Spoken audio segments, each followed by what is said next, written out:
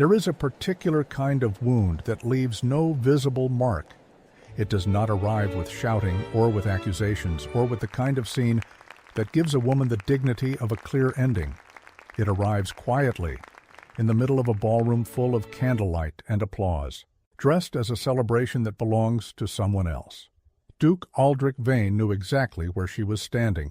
He had always known where she was standing, and he raised his glass anyway.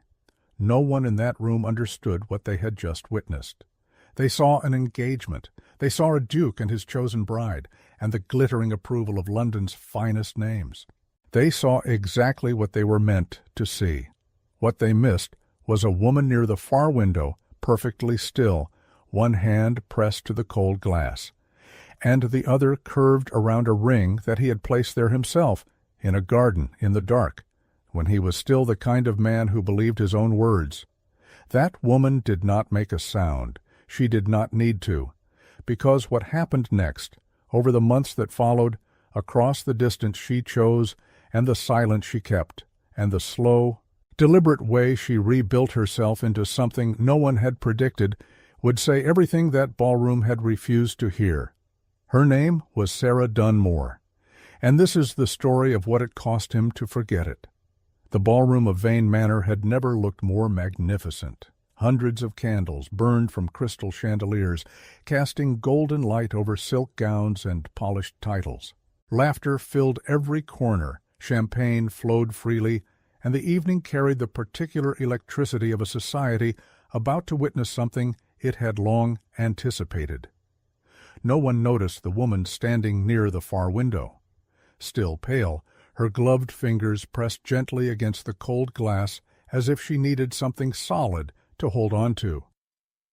Sera Dunmore was not the kind of woman people noticed at events like this. She was not the daughter of a duke, nor the heiress to any fortune worth mentioning. She had no powerful family name to announce her arrival, no elaborate gown designed to turn heads. What she had was far quieter, a kind of dignity that did not ask for attention, and a heart that had trusted, completely and without condition, the man now standing at the center of the room, the man raising his glass, the man about to say a name that was not hers. When Duke Aldric Vane announced his engagement to Lady Constance Merrow, the room erupted in applause. Sera did not move. She did not gasp, did not cry, did not allow a single crack to show on her face. She simply looked at him, and for one brief moment across the crowded ballroom he looked back.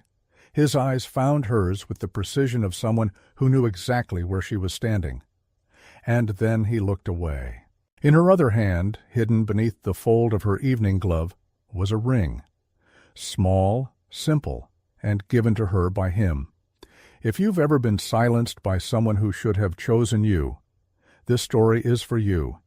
Make sure you're watching until the end, because what Sera does with that ring will change the way you see this entire story. Let's continue. Lady Constance Merrow was everything London expected a duchess to be. Her lineage stretched back 4 generations of impeccable nobility, her fortune was considerable, and her beauty was the kind that made painters reach for their brushes and mothers push their sons forward. She moved through society with the practiced ease of someone who had been trained since childhood to occupy exactly this kind of room, and she did it flawlessly. Standing beside Aldric, she looked like the final piece of a portrait that had always been missing something. What no one spoke aloud, though many thought it, was that Aldric and Constance moved through their engagement with the warmth of 2 people fulfilling an obligation. They were polite, appropriate, and entirely correct in every public gesture. He offered his arm. She accepted it gracefully. He smiled when society required it. She laughed at precisely the right moments. It was a performance so well rehearsed that only someone who had seen Aldric differently, privately, honestly, without an audience, would have recognized how much was missing behind his eyes. Sera had seen him differently. She had sat beside him in a quiet library while rain fell outside, and he spoke about his father's death without armor or title. She had walked with him through a garden at dusk when he forgot, for a few hours, that he was a duke at all. She knew the difference between the man the room was applauding and the man she had known. And that knowledge, on the night of his engagement announcement, was the most painful thing she had ever carried. It had started without intention, as the most honest things often do.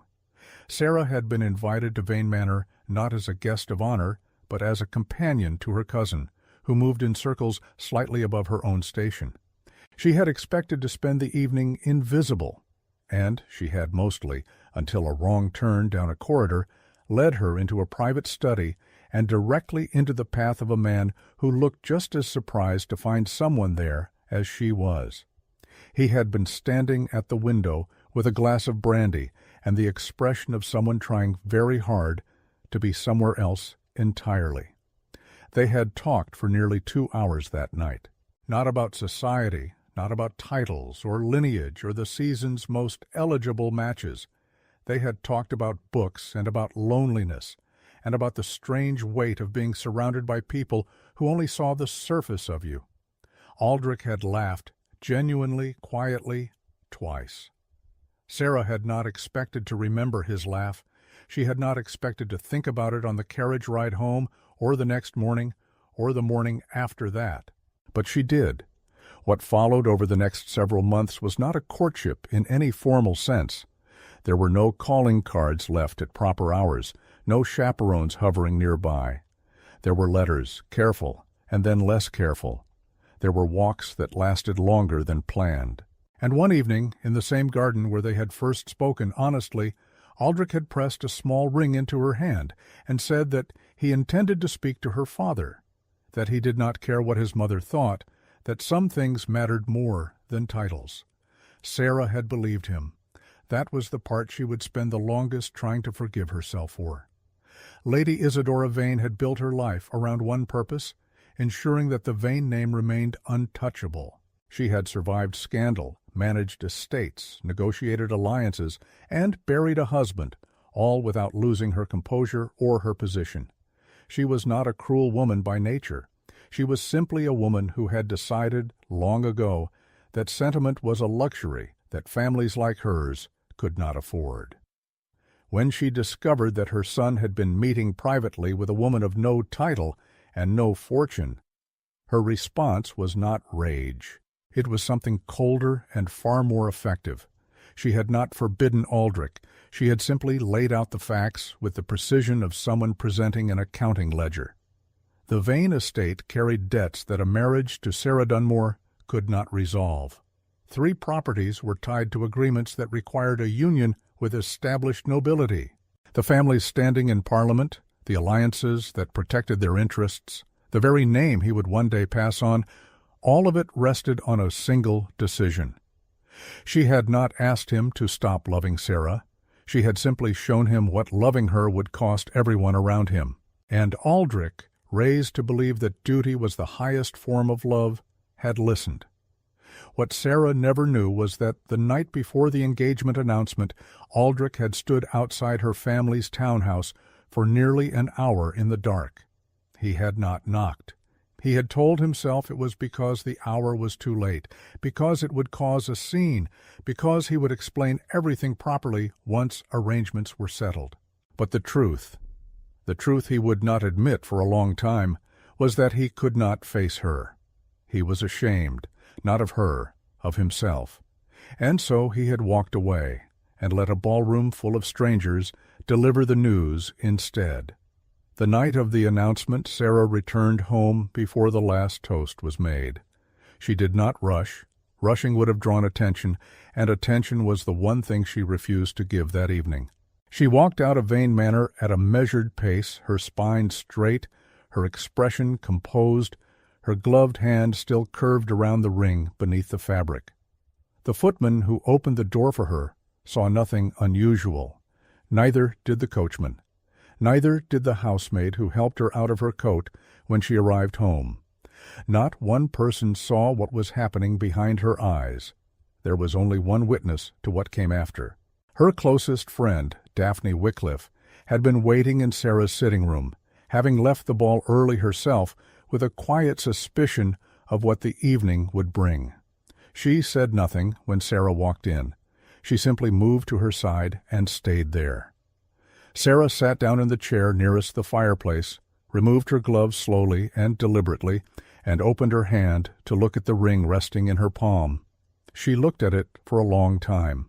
Then she closed her fingers around it, pressed her fist gently to her mouth, and allowed herself exactly 1 moment of silence before she straightened again. She did not weep. Not that night, not in any way that anyone would ever witness. What she did instead was make a decision, quiet, absolute, and entirely her own. She would not write to him. She would not confront him at his club or send word through mutual acquaintances or wait at the edge of another ballroom hoping he would explain. She had been invisible in that room when it mattered most, and she understood now with perfect clarity what that meant. The ring stayed with her, but everything else, the hope, the trust, the version of herself that had believed his words in that garden, she folded away like a letter she would never send. She didn't write to him. She didn't wait by the window. She didn't give London the satisfaction of watching her fall apart. But here is what no one knew yet. The ring was still with her, and she already knew exactly what she was going to do with it. The question was never whether she would survive this. The question was what she would become on the other side. Keep watching. Within a fortnight, Sera Dunmore was gone. No formal announcement, no farewell gathering, no explanation offered to the social circles she had quietly occupied. Her cousin mentioned, when asked, that Sera had gone to stay with relatives in the north, which was true enough, though it omitted the more essential detail that Sera had arranged the entire departure herself, deliberately, within days of the engagement announcement. She had packed what mattered, left behind what didn't, and stepped into a carriage before dawn on a Thursday morning without looking back at the street she was leaving. London noticed her absence the way it notices most things that don't directly affect its comfort, briefly, and then not at all. A few women remarked that she had vanished rather suddenly. One or two speculated about the reasons. Within 2 weeks, the conversation had moved on entirely to Lady Constance's engagement celebrations and the question of which modiste had been commissioned for the wedding gown. Sera Dunmore became, in the social memory of the city, simply a woman who had been present for a season and then wasn't. Unremarkable in her departure as she had seemed in her arrival, Aldric noticed differently. He could not have explained why precisely, since he had told himself the matter was settled and that Sera would understand in time. But when a casual inquiry revealed that she had left London entirely, something shifted in him that he could not immediately name. He had expected her to be somewhere in the city, at the edges of events perhaps, or passing through the same streets. The idea that she had simply removed herself completely, without word or scene or any attempt to reach him, landed with unexpected weight. He said nothing to anyone, but that night, for the first time, he found himself wondering whether the decision he had made had cost him something he had not properly calculated. The wedding of Duke Aldric Vane and Lady Constance Merrow was, by every measure that London applied to such occasions, a triumph. The church was filled with the most distinguished names in the country. The flowers were extraordinary. The bride was radiant in ivory silk, and the groom was impeccably composed at the altar. Society columnists described it as the season's most elegant union. Invitations to the reception were among the most sought after of the year. For one golden afternoon the Vane name gleamed exactly as Lady Isadora had always intended. What the columns did not describe was the quality of silence that settled over Aldric and Constance once the doors of their townhouse closed at the end of each evening. They were not unkind to one another. That much was genuine. They were courteous, functional, and occasionally even pleasant in the way that two intelligent people sharing a space can be when they have mutually, wordlessly agreed not to demand too much. Constance had her interests, her correspondence, her social engagements. Aldric had his estate business, his parliamentary obligations, his long hours in the study that he could not quite explain even to himself. But there were dinners where the conversation ran dry before the second course. There were evenings at the theater where Aldric's eyes drifted without purpose across the crowd, pausing for half a second on women with dark hair or a particular way of holding themselves still. There were mornings when he woke before dawn and lay in the silence of his room with the distinct and uncomfortable sensation that he was living inside a life that fit him correctly in every external dimension and not at all in the one that mattered. He never spoke of it. He was, after all, a duke, and dukes, as his mother had always reminded him, did not indulge what they could not afford. It was a book that undid him first. 7 months into the marriage, he found a volume on his study shelf that he did not remember acquiring, a collection of botanical illustrations, modest and worn at the spine. He opened it without particular intention and found on the inside cover a small inscription in handwriting he recognized immediately. For the library, you said, needed more life in it. S. He stood there for a long time holding the book without moving. He had forgotten she had given it to him, or perhaps he had not forgotten so much as buried it beneath the months of deliberate forward motion that had characterized his life since the engagement announcement. Now it was back in his hands, and with it came everything he had been carefully not thinking about. Her voice in that first conversation, the way she had looked at him without calculation or performance, the evening in the garden when he had meant every word he said and had chosen afterward to act as though he hadn't. The shame came back too, quiet, persistent, and entirely deserved. He replaced the book on the shelf. He did not mention it to anyone.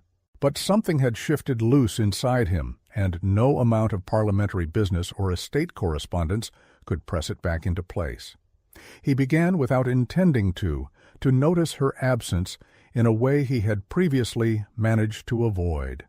Not with longing exactly, or not only with longing, with something closer to a reckoning, the kind that arrives slowly and cannot be outpaced, no matter how many obligations a man chooses to bury himself in.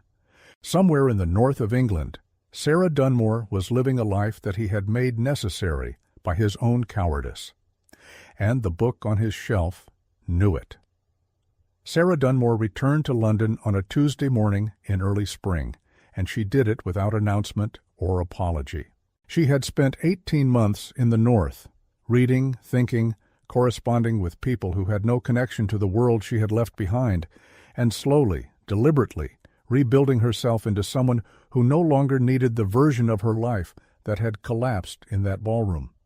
She was not the same woman who had stood at the window watching Aldrich raise his glass to another woman's name. That woman had been waiting. This one had stopped. The first person to see her was Daphne Wycliffe, who opened her front door to find Sera standing on the step with a single trunk and the calm expression of someone who had already made every difficult decision and was simply moving forward now.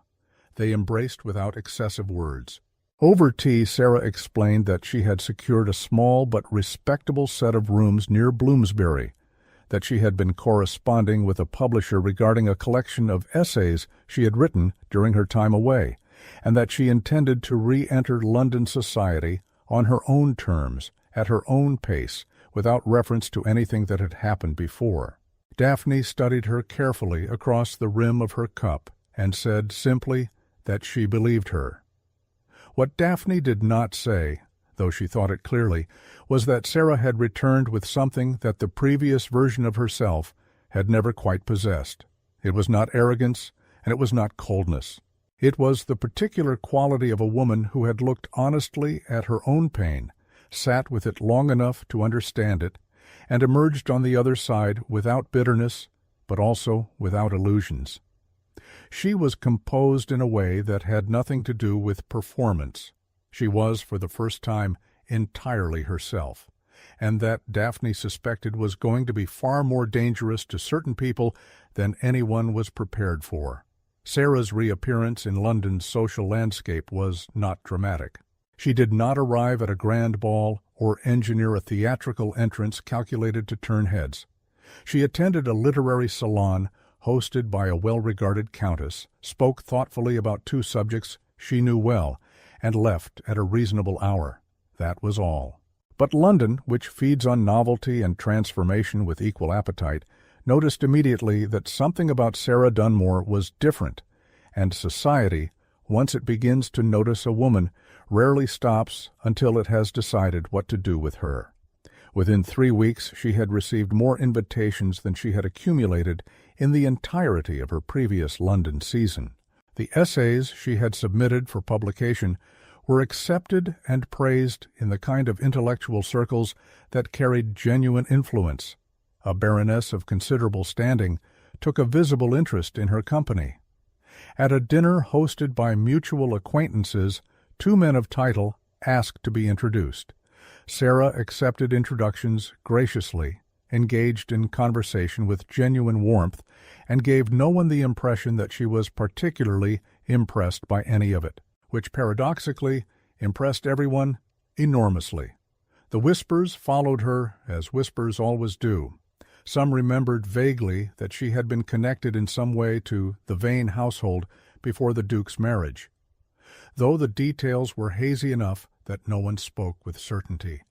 Others simply observed that she carried herself like a woman with nothing to prove and nowhere urgently to be, which in London's social arithmetic translated almost immediately into someone worth knowing. Sera heard the whispers. She acknowledged none of them. She moved through each room at her own pace, spoke when she had something worth saying, and returned each evening to her quiet rooms in Bloomsbury, where the ring sat in a small box on her writing desk. Still there, still waiting for the moment she had decided it would serve. London was watching her now. The same city that had looked straight through her was suddenly unable to look away. But Aldric was watching too, quietly from a distance, with the expression of a man beginning to understand the full weight of what he had thrown away. And Constance? Constance had been watching longer than either of them realized. What happens when 3 people who have never been fully honest with each other end up in the same room, and one of them has nothing left to lose? That answer is coming. Don't go anywhere. Lady Constance Merrow Vane was not a woman who missed details. She had been raised in a household where information was currency and observation was survival, and she had carried both skills into her marriage with the quiet efficiency of someone who understood exactly what kind of union she had entered.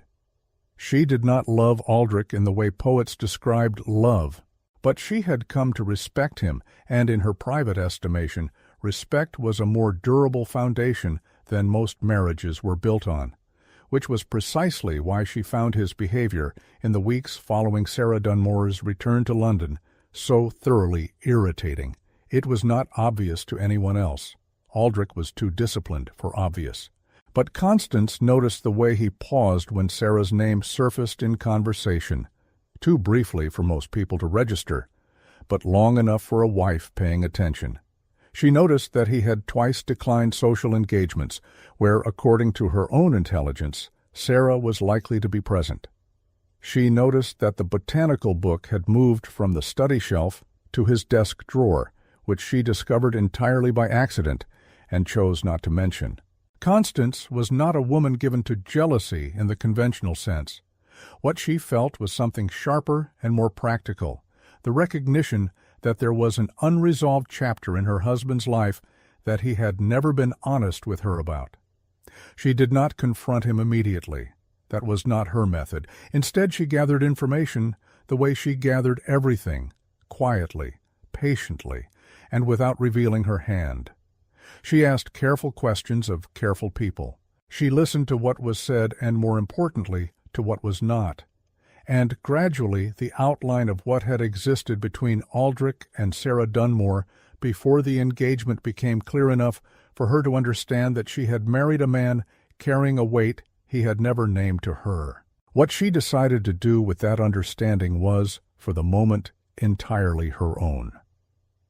It happened at Lord Pemberton's private library gathering. The kind of intimate intellectual evening that drew 30 people at most, and where the books on the shelves were genuinely meant to be read. Sera had been invited through the Baroness who had taken her under her wing. Aldric had been attending for years as a personal friend of the host.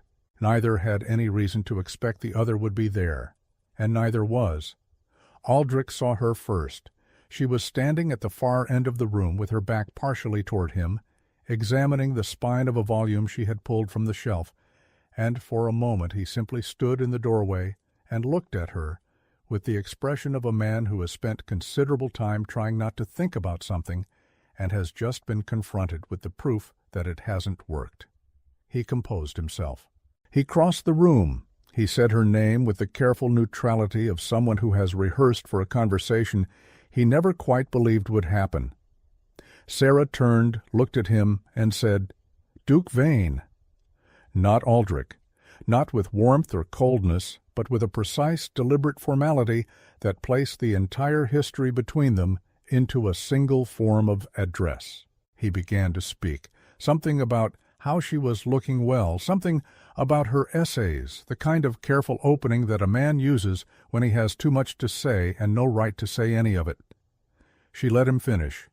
Then she looked at him with the steady calm of someone who had already had every version of this conversation alone, and said quietly, "You don't need to explain yourself to me, Your Grace. I stopped needing that a long time ago." It was the kindest and most devastating thing she could have said, and they both knew it. 3 days after the library encounter, Aldric sent a letter, not to Sera's previous address where he no longer had it, but through Daphne Wycliffe, who received it with an expression that revealed nothing and delivered it without commentary. The letter was not long. It did not attempt justification or eloquent apology. It asked simply for the opportunity to speak with her properly, not as Duke Vane addressing Miss Dunmore, but as the man who had stood in a garden and meant what he said and had not had the courage to stand by it. Sera read it twice. Then she folded it carefully and placed it beside the small box on her writing desk. She had carried the ring for nearly 2 years. People who knew about it, only Daphne, truly, had assumed at various points that she kept it out of sentiment or anger or some unresolved attachment she had not yet found the strength to release. The truth was more precise than any of those explanations. Sera had kept the ring because it was the only physical proof that what had existed between her and Aldric had been real, that she had not imagined his sincerity, had not misread his intentions, had not been a fool in the simple sense of the word. She had been deceived, yes, but she had not been wrong about what she felt or about what he had felt in return. The ring was evidence, not of love lost, but of truth, witnessed. What she intended to do with it had been decided quietly over many months, long before she returned to London. It was not a decision made in grief or in anger. It was made with the same deliberate clarity that had characterized every choice she had made since the night of the announcement. The ring would be returned, not because she no longer wanted it, and not as a gesture of forgiveness or closure, or any of the things people imagined such gestures meant. It would be returned at the right moment, in the right company, in a way that said everything she had never been permitted to say aloud. She was simply waiting for the moment to arrive. And now, with Aldric's letter folded on her desk, she understood that it was close. The evening of Lord and Lady Harwick's autumn reception was, by London standard, an unremarkable social occasion, pleasant enough, well attended, unlikely to generate significant conversation. That changed within the first hour. Lady Constance Vane arrived without her husband, which was noted but not unusual. What was unusual was the moment, midway through the evening, when she approached the small group surrounding Sera Dunmore and, in a voice perfectly calibrated to carry to the nearest dozen guests, introduced herself with a smile, and said that she had been meaning to meet the woman her husband had once intended to make his duchess. The room did not go silent. That would have been too theatrical even for London. But it shifted. Conversations thinned. Attention redirected. Constance continued with the composed precision of someone executing a plan she had been refining for weeks, mentioning the garden, the ring, the letters, the months of private correspondence that had preceded the engagement announcement. She framed nothing as accusation. She presented it all as simple fact, delivered with the detached elegance of a woman clarifying a misunderstanding. Her expression throughout was entirely pleasant. It was one of the most ruthless things Sera had ever witnessed. What Constance had not calculated, or perhaps had calculated precisely, in her own way, was Sera's response. Another woman might have crumbled under the sudden weight of public exposure, or defended herself, or fled the room. Sera did none of these things. She waited until Constance had finished.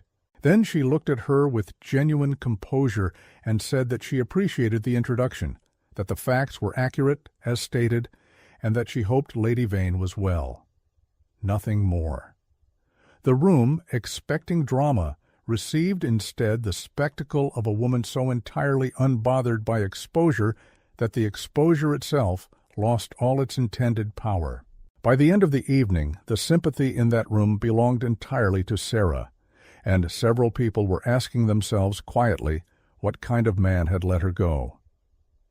Aldric learned what had happened at the Harwick reception before midnight. A trusted friend pulled him aside at his club and relayed the evening's events with the careful tone of someone delivering news they know will land badly. Aldric listened without interruption. He asked 2 questions. Then he sat for a long time in silence, with a glass he did not drink from, looking at nothing in particular, while the fire burned low and the room emptied around him. He had spent 2 years telling himself a version of events that was technically accurate and fundamentally dishonest. He had made a difficult choice under real pressure, for reasons that were not entirely without merit, and he had then proceeded to live as though the person most affected by that choice had simply ceased to exist. He had not lied to Constance exactly, but he had withheld from her the essential truth of what he had walked away from, which amounted to the same thing. He had not pursued Sera when she disappeared, had not written, had not found out where she had gone, or whether she was well. He had chosen his comfort over her dignity, his family's expectations over his own word, and his silence over every honest thing he had ever said to her in private. Sitting in that chair, with the fire reduced to embers and the room finally quiet, Aldric understood something he had been resisting for a long time. There was no version of his life in which this was resolved by waiting. There was no arrangement, no passage of time, no social negotiation that would settle what he owed, not to Constance, not to society, and most urgently, not to Sera. He had a letter that had gone unanswered. He had a word he had given and broken. And somewhere across the city, the woman he had failed most completely was going about her life with a steadiness and dignity that he had done nothing to deserve. He stood, set down the untouched glass, and left the club before the last candle was extinguished. He had finally said the words, all of them, without excuse, without armor, without the protection of his title or his family name, and Sera had listened to every word. Now she reached for the small box on her writing desk. The ring that had waited 2 years for this moment was finally in her hand.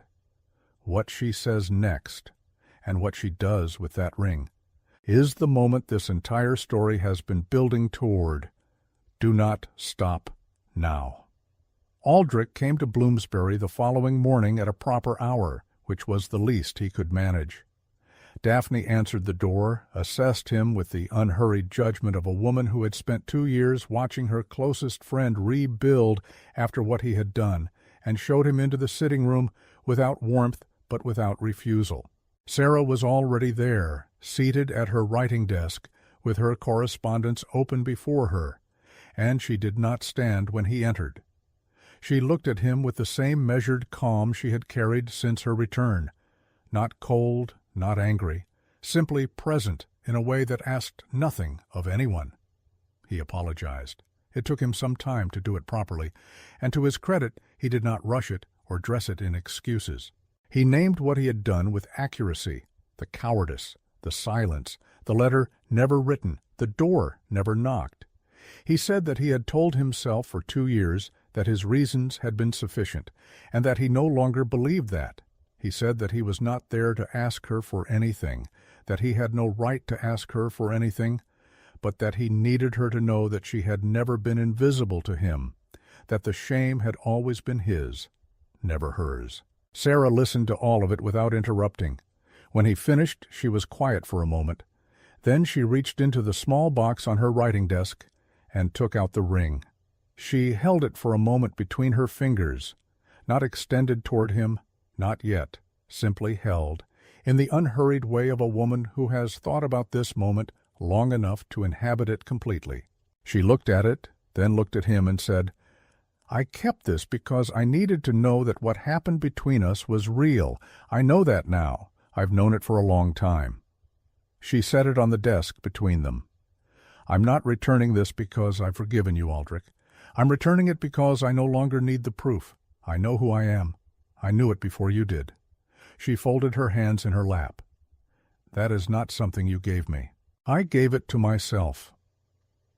The days following Aldric's visit to Bloomsbury were for him among the most uncomfortable of his adult life, and he had endured enough discomfort to have a reliable measure of it.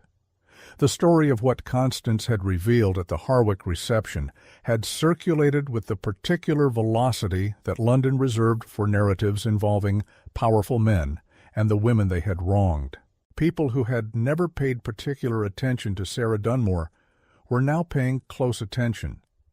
People who had always paid attention to Aldric Vane were paying a different kind. At his club, conversations shifted when he entered rooms. At parliamentary sessions, men who had always treated him with the straightforward respect afforded to his title now carried a faint quality of reassessment in their manner. Nothing spoken, nothing direct, but present nonetheless in the particular way that a man's reputation adjusts itself when the people around him have learned something true about his character. Lady Isadora, who had engineered the entire situation with such confident precision 2 years prior, received him for tea and said nothing about any of it, which was somehow worse than if she had spoken. Constance, for her part, had moved with quiet efficiency into a separate set of rooms within the townhouse and engaged a solicitor. She was not vindictive about it. She was simply done. Aldric bore all of it without deflection. He did not attempt to manage the narrative or dispatch friends to repair his reputation through careful conversation. He had spent 2 years choosing the comfortable version of events, and he understood now that the only dignified response to consequence was to receive it honestly. He attended his obligations, conducted his business, and said nothing publicly about Sera or about his marriage. But those who watched him carefully during those weeks noted something they had not seen in him before. A man stripped of the particular composure that comes from believing one's choices have been correct, standing in the aftermath of his own decisions without the shelter of self-justification. It was, in its way, the most honest he had ever appeared. The ring did not stay on Sera's writing desk. 2 days after Aldric's visit, she picked it up, placed it in her coat pocket, and walked to a jeweler she had identified some weeks prior. A quiet establishment near Covent Garden, whose proprietor was known for discretion and honest work. She had the ring reset. The original band was melted down and recast into something entirely new. A slender thing with clean lines, nothing like what it had been, bearing no resemblance to a gift or a promise, or any version of the story that had brought it into her possession. What remained of the original stone she had set into a simple pendant instead. She wore the pendant to the next literary salon she attended. Daphne noticed it immediately and said nothing, because she understood without being told. The jeweler had asked, when she commissioned the work, whether she wanted the original design preserved in any way as a sentimental record. Sera had considered the question honestly, and then said, no. Sentiment was not what the ring represented anymore. What it represented What she had decided it would represent on her own terms and no one else's was the years she had spent in the North writing essays that mattered to her. The morning she had stepped off the carriage back into London without asking anyone's permission, the conversation in the sitting room where she had set a ring on a desk and told a duke, clearly and without cruelty, exactly who she was. The ring had become something that belonged entirely to her. So she made it look like it. When Aldric heard, through the particular network of information that London maintained about people, it found interesting that Sera had had the ring remade, he sat with that knowledge for a long time without speaking. He had expected, somewhere beneath the surface of his rational mind, that returning the ring to him would be the gesture, that she would hand it back as a conclusion, a period at the end of a sentence. Instead, she had done something he had not imagined and could not have predicted. She had taken the thing he gave her, transformed it completely by her own hand, and made it into proof not of what he had done to her, but of what she had built for herself in spite of it. He understood finally and without ambiguity that she had never needed him to complete her story. She had been writing it herself the entire time. Spring returned to London with the mild indifference it always carried, unbothered by the particular dramas of the season prior. Sera's collection of essays was published in the third week of March to reception that exceeded what her publisher had cautiously projected. She attended the small celebration hosted in her honor by the Baroness with the ease of a woman who had stopped being surprised by her own capability. She spoke warmly, laughed genuinely, and left when she was ready. On the walk home through the quiet streets, she passed within 2 blocks of Vane Manor without pausing or looking toward it. It was simply a building on a street she was walking past. That, she thought, was exactly how it should feel. Aldric did not rebuild quickly, and he did not attempt to. His separation from Constance was handled with the mutual respect of 2 people who had never pretended to be something they weren't, and saw no reason to begin now. He returned to his estate in the country for the remainder of the season, and spent the months doing the slower, less visible work of examining the decisions he had made and the man they had revealed him to be. He wrote no letters to Sera. He made no gestures. He understood that the most honest thing he could offer her now was the absence of any further claim on her attention. Whether he would eventually become someone worthy of her respect, not her affection, simply her honest respect, was a question he had set before himself as the only one worth answering. Everything else could wait. What the story of Sera Dunmore and Duke Aldric Vane left behind, in the drawing-rooms and salons and quiet conversations of London, was not the scandal people had expected. There was no dramatic confrontation, no public declaration, no climactic scene that society could recount with embellishment for years. What remained instead was something quieter and more durable. The memory of a woman who had been handed the worst kind of silence and had refused to be defined by it, who had taken a ring given to her as a promise and returned it as a statement, who had walked back into the city that had forgotten her and reminded it, without raising her voice, exactly who she was. London would remember her, not as the woman a duke had been too ashamed to name, as the woman who had never needed him to. Sera Dunmore never asked to be remembered. She simply refused to be forgotten, and that, more than any title, any ballroom, any ring, is what made her unforgettable. If this story moved you, if you found yourself holding your breath somewhere along the way, if Sera felt like someone you knew or someone you needed to meet, subscribe to the channel.